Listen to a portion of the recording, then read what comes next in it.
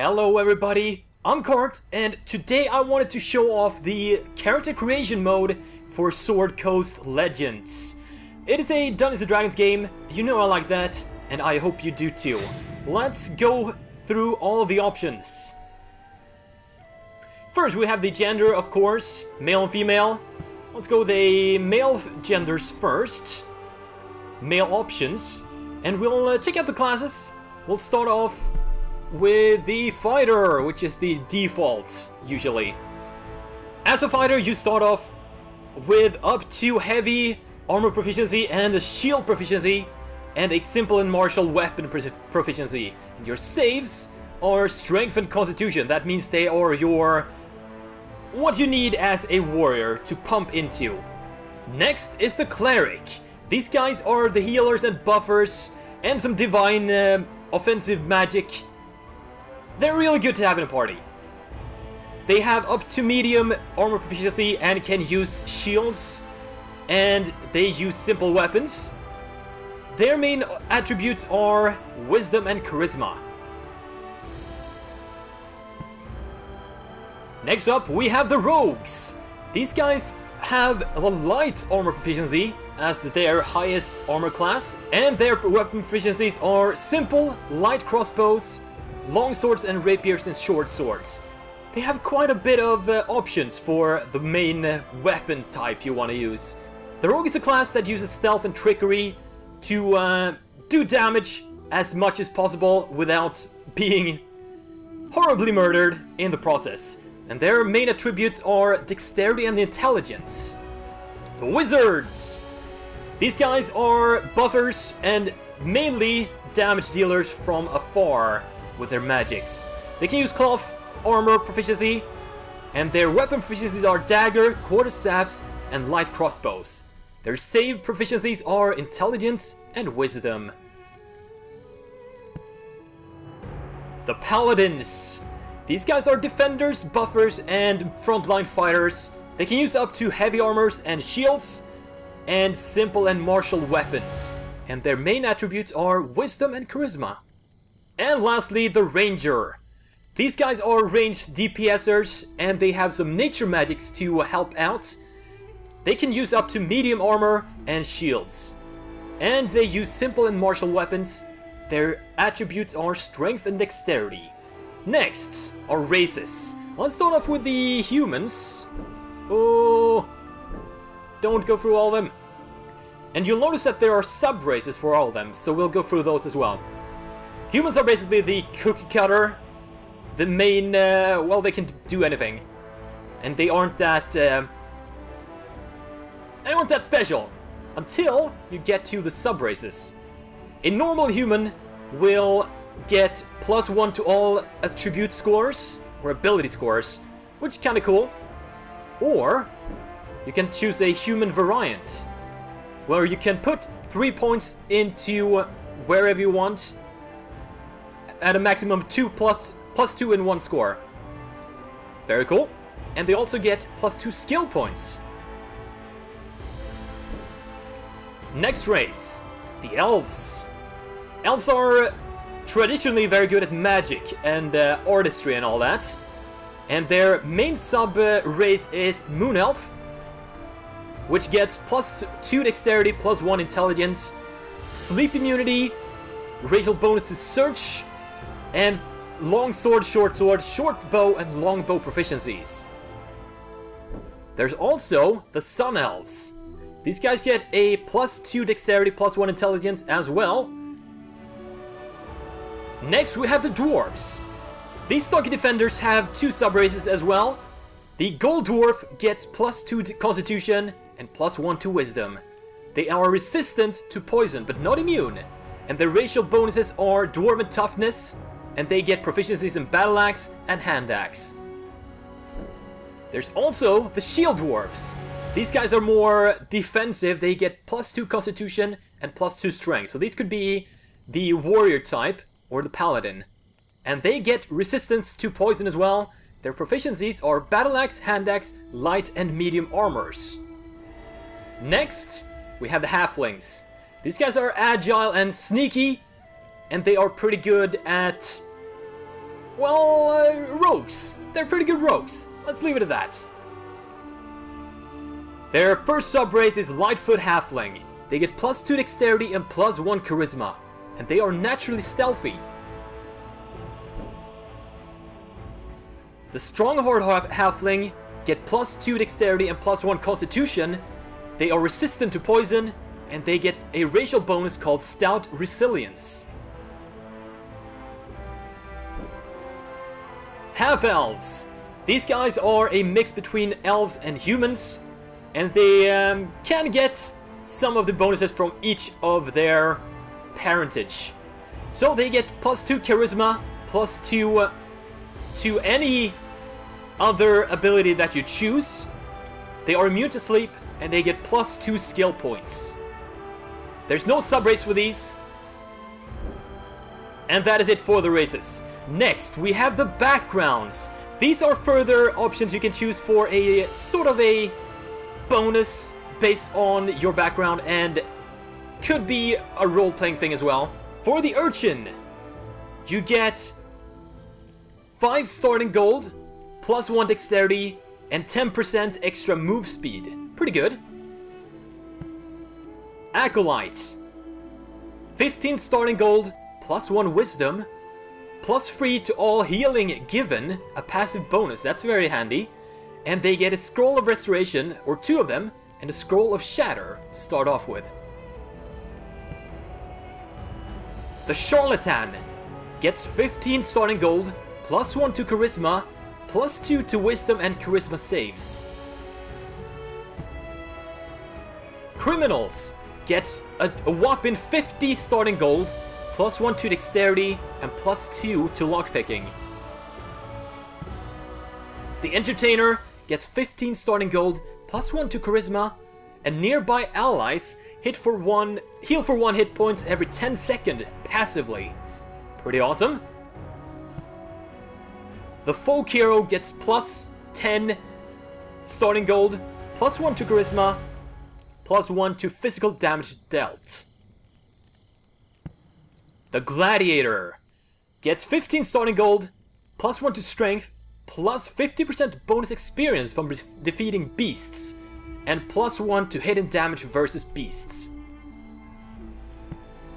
The Guild Artisan, 15 starting gold, +1 intelligence, 5 healing potions, 3 scrolls of summon monster, a scroll of cone of cold, and 2 thunderstones.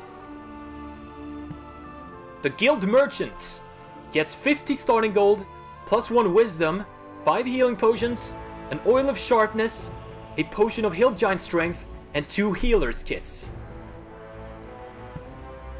The Hermits, 5 starting gold, +1 wisdom, +2 passive bonus to radiant, necrotic, and psychic damage dealt, but -2 radiant, necrotic, and psychic damage taken. The Knight, 25 starting gold, +1 strength, and +1 to physical damage dealt. The Noble, a whopping 800 starting gold, and they start off with 3 Cormier Brandies and 2 Vindholm Cherry Breads. The Outlander, 10 starting gold, +1 constitution, and -2 to all physical damage taken. The Pirates, 15 starting gold, +1 dexterity, -1 to thunder, lightning, and cold damage taken. The Sage, 10 starting gold, +1 intelligence, +1 to fire, cold, lightning, force, psychic, and thunder damage taken. The Sailor, 10 starting gold, +1 constitution, -1 to thunder, lightning, and cold damage taken. The Soldier, 10 starting gold, +1 to strength, +1 to physical damage dealt, and 2 healing potions. The Spy, 50 starting gold, +1 to dexterity, and +10% gold found. That's it for the backgrounds. Let's get to the next ability, or the next screen, and we'll check that out. Let's do a human, and urchin. We have the skin colors. Not a whole lot to deal with for the human, at least. Let's go with the darkest skin color right there. We can also do complexions.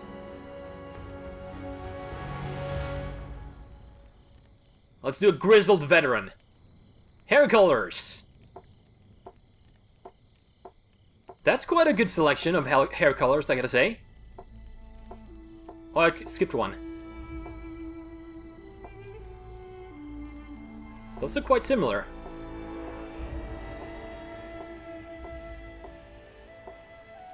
Let's do a grizzled veteran look for him. So he'll have like white hair.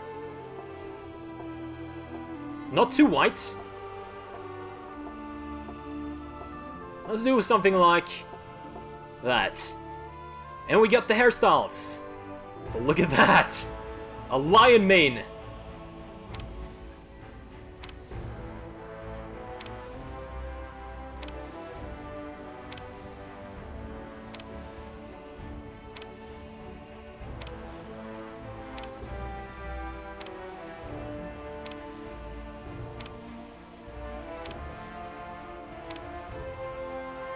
I like that. Let's go with that. We also have the facial hair. A full beard. Wait. Ah, there we go.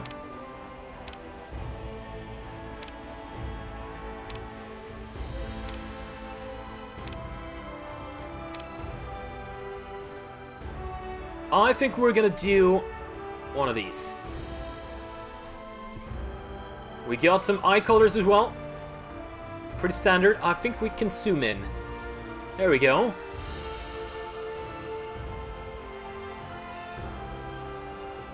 Should we have blind ranger? Sure. Can also chop up the eyelid height. He is a ranger, but he's blind. Let's do maximum small eyes. A predator's eye slit. Pretty large eyes.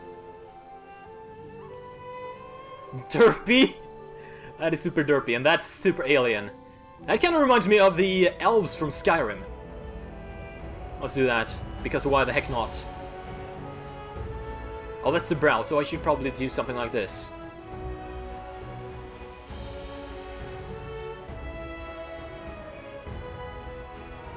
Something in the middle. The nose. He's got a big old nose.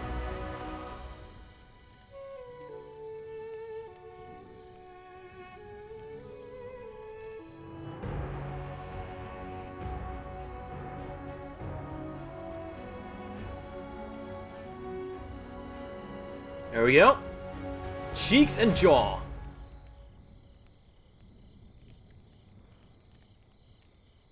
I mean, I like that the range is pretty damn high on all of these. High cheekbones, but not too high.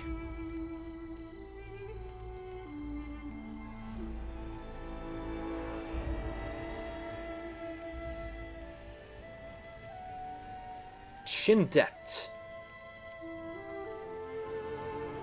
Lips and ears. Is he gonna be very kissable?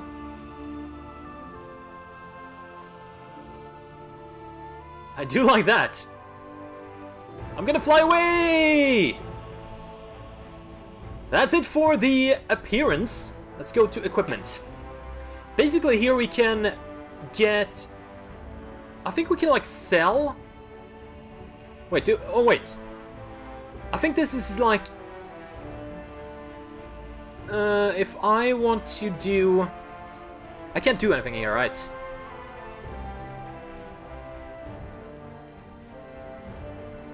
I don't think so.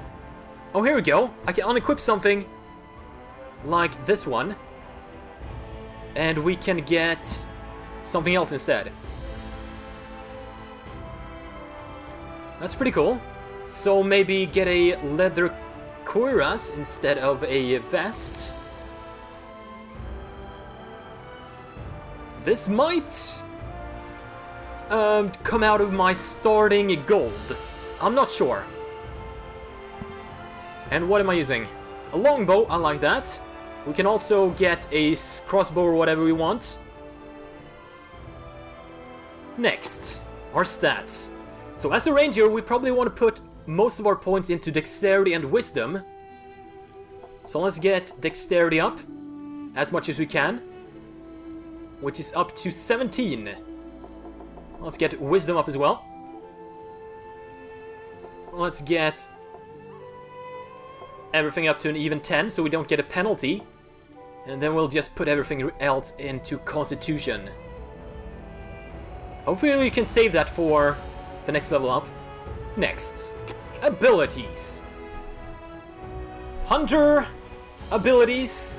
You start off with a favored enemy, which gets +2 hit on all damage against favored enemy. I'm only going to go through the starting abilities here, because it would take hours otherwise. We also have the hide in plain sight, which is basically a stealth thing that will give you a bonus to critical strike range and a penalty to movement speed, also a bonus to stealth checks. We have 3 points to spend. The Beastmaster tree. Long Strider, +20% movement speed.